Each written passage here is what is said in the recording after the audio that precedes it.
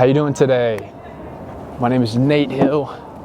We're down here downtown, literally in the city, 16th Street Mall. You know, there's a bunch of activity going on around here. So the topic of this succession is, I would say, communal architecture. Now, you know, communal is, you know, community architecture is, you know, having to do with the designs, the structures of buildings. And I think that these two put together, these two different approaches to how to build a better society is absolutely amazing.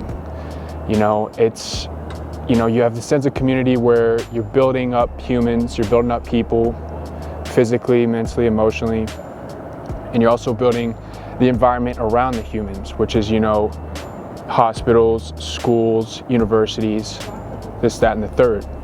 Now, what I want to bring light to is when you're having a conversation in the city with either somebody you just met, a friend that you have, a family member, you know, whatever circle of life that you have them in. You could talk to them about ideas, you could talk to them about their emotions, you could talk to them about physical events that are happening. And what this does is it builds rapport with people, and it builds, you know, a sense of understanding, it builds a sense of confirmation, it builds a sense of conviction in how you view the world and your perception. And so you just look at all these different types of buildings, you know, these buildings essentially started with a conversation. They started with an idea. Somebody wrote something down, somebody drew some blueprints. Then they had to go connect with other humans and you know, convey that idea, you know, as they seem fit. And, you know, same thing happens, you know, in all different types of conversation where, you know, when you're talking about certain emotions that you feel, you're building yourself emotionally. And, you know, it's nothing really too complex.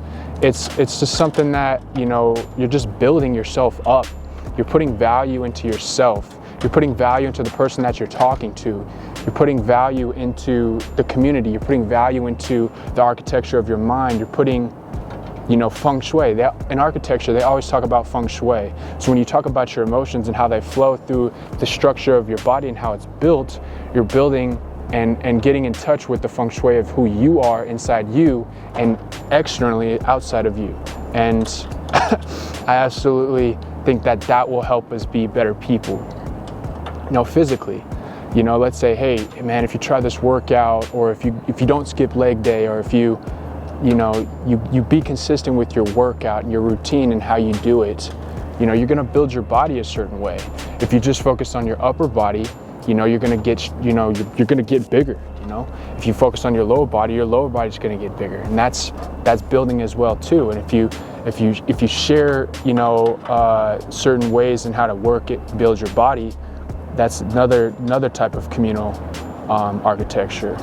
And I think, you know, lastly, like if you're just putting together ideas, you're getting smarter. You know, you're sharing information, you're sharing knowledge, you know, you're demonstrating what you know.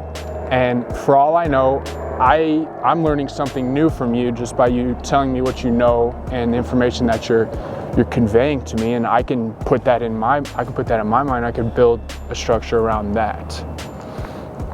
So yeah, in closing, you have communal architecture, you know, a sense of community where you communicate with other humans on various levels, and then architecture and ways to build those humans and build the structures around us, and, you know, honestly have, you know, a better sense of community through the architecture itself. You know, something that's beautiful to look at, something that's really colorful, something that's really,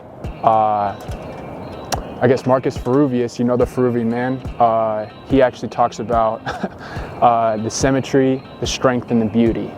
So if you can understand the strength and symmetry and the beauty of architecture, you can essentially understand the symmetry and beauty of humans. And that's just, you know, that's just kind of building that bridge, you know, point intended. But yeah, thank you so much. My name is Nate Hill. This is Primordial Successions, Communal Architecture. Thank you.